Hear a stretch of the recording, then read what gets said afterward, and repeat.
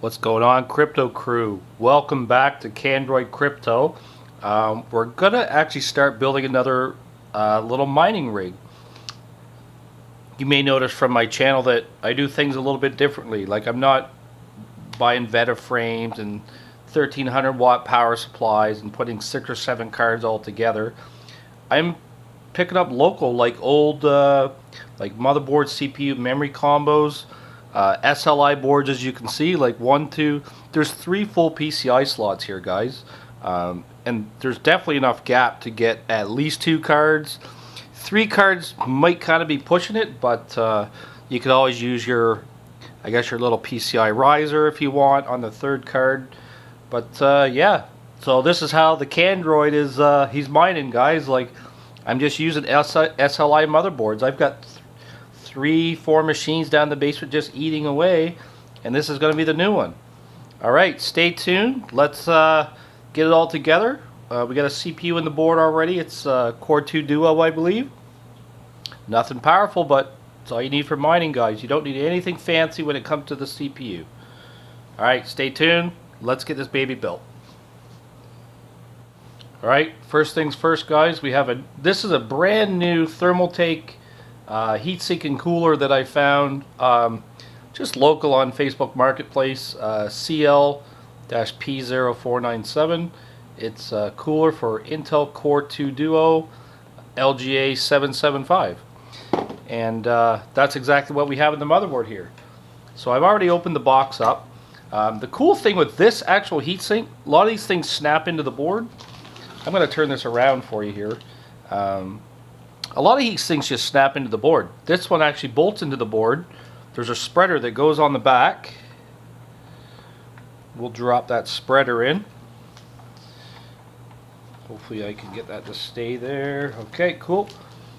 So the spreader, you'll see a lot of times too when you put a CPU down on the board, it might kind of warp the board a little bit. This kind of helps prevent that because you have a support in the back, and you're not putting any force on the actual board itself. You're just putting the force on the spreader.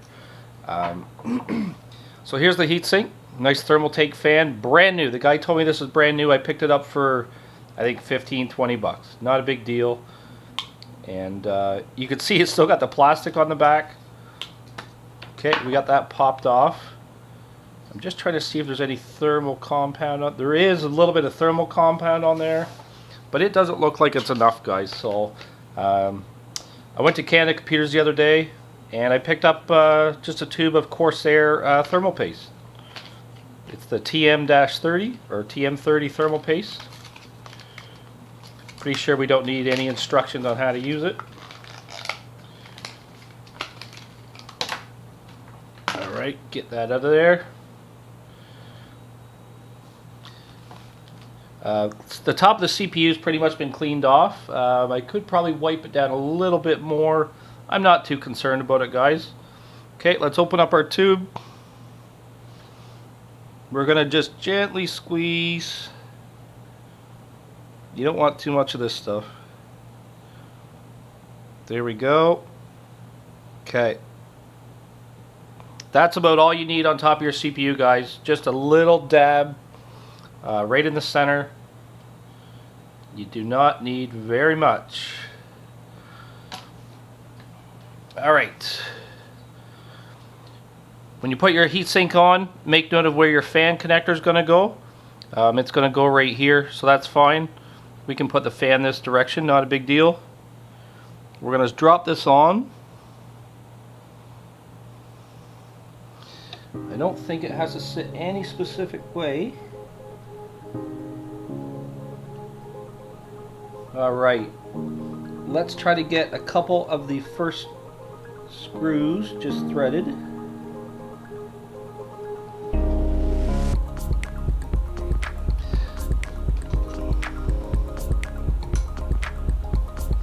Can be a little tricky getting the first couple screws in, guys. They're just machine screws, so you kind of want to make sure they're going in equal. And my advice is not to tighten any one corner down all the way. You're going to kind of get each corner started.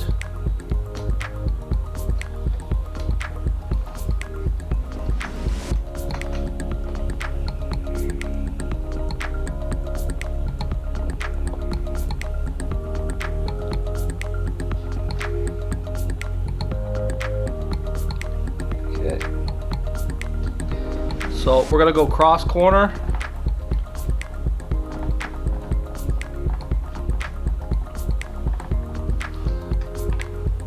This is a really nice looking heatsink, guys. Not that I needed anything fancy, but to be honest, 15-20 bucks, can't even go wrong.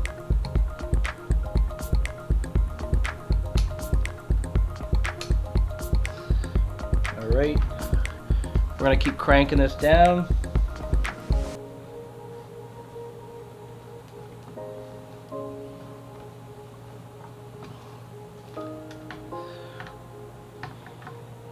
There'll be a point when you can't tighten it down anymore.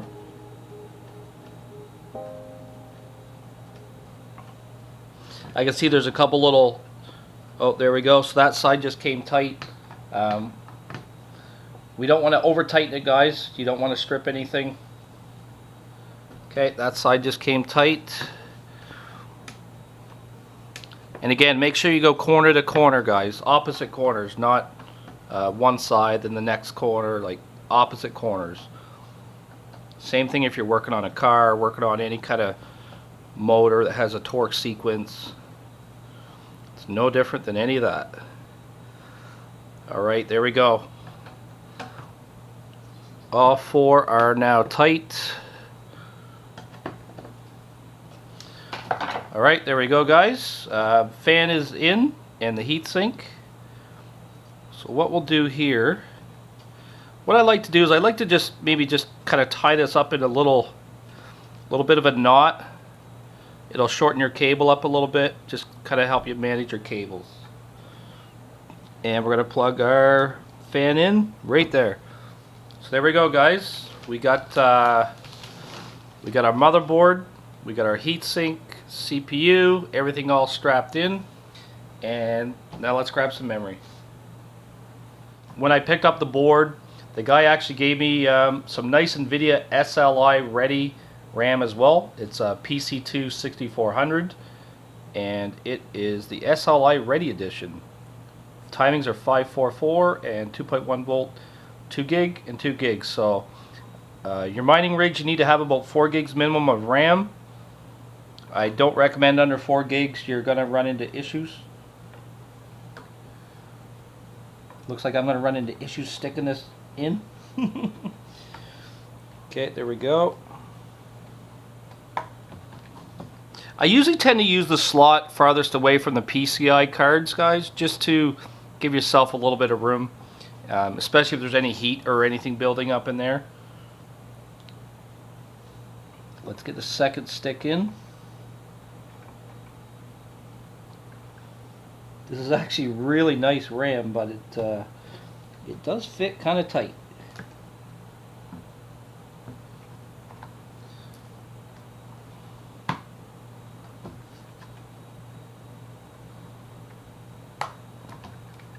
Okay, there we go, guys. RAM is in the board, and we're good to go. So let's go find a case, or maybe we'll just bench this and we'll hook a power supply up. We'll throw a video card in, and I haven't even checked this motherboard yet. I just bought it. Like the guy said it was working. I'm like, perfect. So I paid him the money, and so here we are. So we're ready to drop a card in, put the power supply on it, power it up, and then drop at least another 2 graphics cards, maybe 3 graphics cards in this, guys, and we'll be mining. Yeah, so we're ready to put this together, guys. And I picked up another card the other day at the store. Well, I did really pick it up. You know how it is. You got to get lucky enough to buy one. Ooh, I was lucky enough to buy a 1650 for the low price of $415. Wow, just wow, crazy. But anyways, guys, it is what it is. Graphic card availability is very low. So we're going to get this graphics card in the motherboard. I've got a cheap little 500 watt power supply here, and I believe it has a 6-pin connector. I also have a couple splitters or something if need be. But anyways, guys, stay tuned. We're going to build this little PC now. We're going to get it all together. We're going to get this card mining. I want to show you what the 1650 can do. And I might even get this mining on Ravencoin, because I don't have any Ravencoin stuff going right now. I've got Ethereum. I've got Ethereum Classic. So let's fire this bad boy up, get some Ravencoin going as well. Alright, let's unbox our Nvidia GeForce RTX 1650. Brand new. And if you don't believe me, the price of the cards are $415. There you go. $416 actually. Unreal, but if you want graphics cards that you know people haven't tampered with or done anything weird with, this is the price.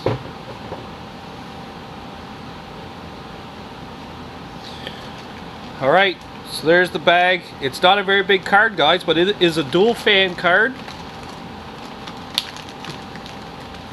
Let's open her up.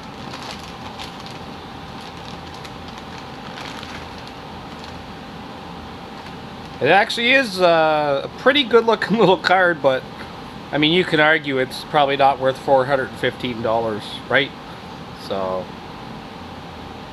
yeah, and this is a 4 gig card, so double fan.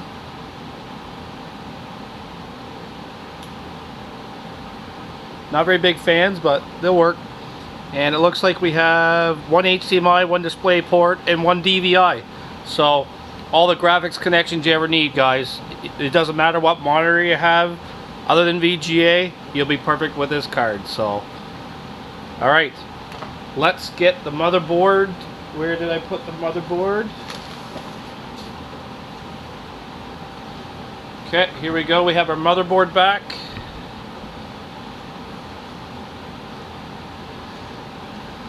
Let's remove the little protector on the card.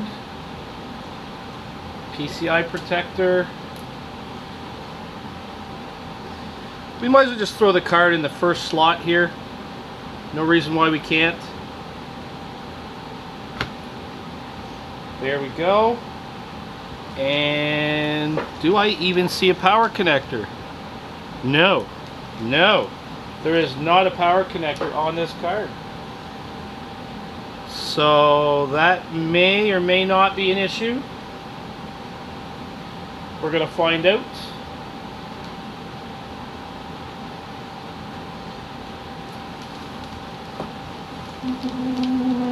What I don't like is not having a case. The cards do tend to flop around a little bit. This is what I mean. The cards tend to flop around a little bit if you don't have a case on them. Alright, let's get this thing all connected. Let's get it posted up. Alright, we're ready to power this up. I've got my HDMI monitor plugged in. This graphics card does not have a power adapter. Again, I don't know if that's going to be an issue or not. I hope not. If not, I think I actually do have a buyer for this card actually on my street, so not a big deal.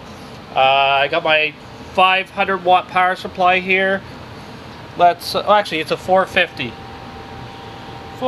watts. There you go. Okay, let's turn it on.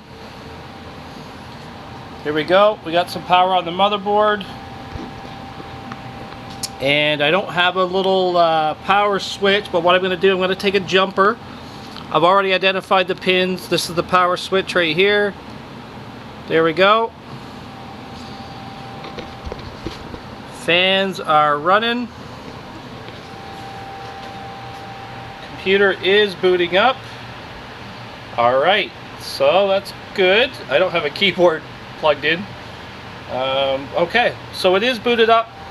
Alright, let me get it all set up, guys, and I'll be right back. Alright, there we go. Got my keyboard plugged in. I've got a USB stick plugged in right now.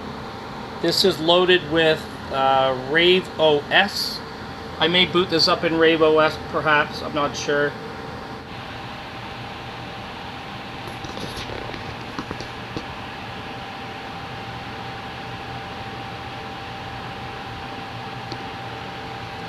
Okay, there we go, guys. So I went into the BIOS. I just turned on the power, the auto power restore, and I set the date and time in the BIOS.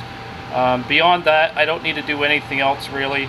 These older motherboards don't have 4K encoding and all that fancy stuff that some of the mining motherboards run. So right now it's booting off the RaveOS key, and I do not believe I've set this up yet in my RaveOS, so we'll probably have to do that.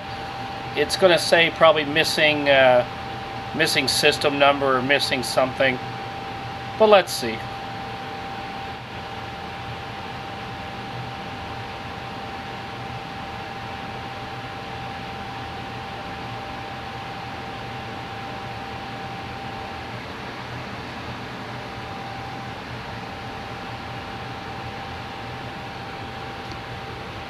Alright, so there you go, guys.